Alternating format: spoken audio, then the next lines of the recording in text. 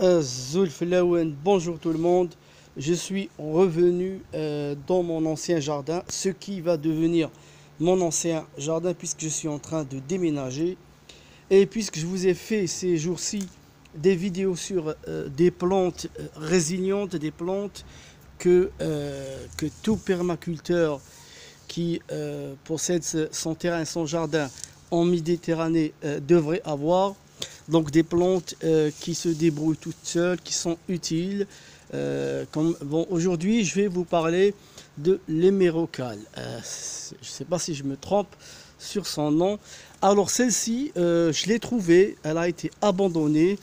Des gens l'ont jetée l'année dernière et elle était composée d'une seule touffe comme ça le printemps de l'année dernière. Et là, regardez, elle a fait plusieurs touffes.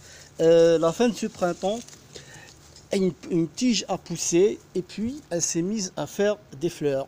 Pendant 3 mois, à chaque jour, il y avait une fleur ou deux qui s'ouvraient pendant toute la journée et puis elle se fanait le lendemain. C'est pour ça qu'on l'appelle aussi le lys d'un jour. Alors ce qui est aussi très intéressant, c'est que sur la tige florale, heureusement que je ne l'ai pas enlevé, il y a des pousses il y a des rejets, je ne sais pas comment les appeler, c'est des petites plantes. C'est comme dans comment on l'appelle, la plante araignée, le chlorophytum. Il y a même des racines, voilà, vous voyez, pardon. Donc combien on a? On a une, deux, trois, quatre. Quatre petites plantes qui ont poussé sur la tige florale. Donc je vais les enlever demain matin. Quand je partirai, je vais les planter dans mon nouveau jardin. Celle-ci, je vais la laisser ici. Voilà, alors pourquoi je vous parle de cette plante? La plupart des gens la connaissent comme une plante ornementale qui fait des fleurs. Celle-ci, elle fait des fleurs jaunes, simples, qui ressemblent beaucoup à celle du lys. Mais en fait, la plante est entièrement comestible. Les jeunes pousses sont comestibles. Hein, quand ils sont tendres, les fleurs sont comestibles et surtout elles possèdent des sortes de patates, hein, des rhizomes souterrains. Bon, j'ai pas essayé, je ne veux pas sacrifier celle-ci.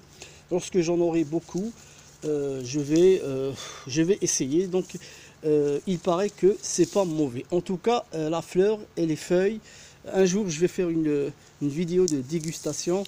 Voilà, pour que la vidéo ne soit pas longue, c'est vraiment une plante très intéressante, à la fois ornementale et comestible.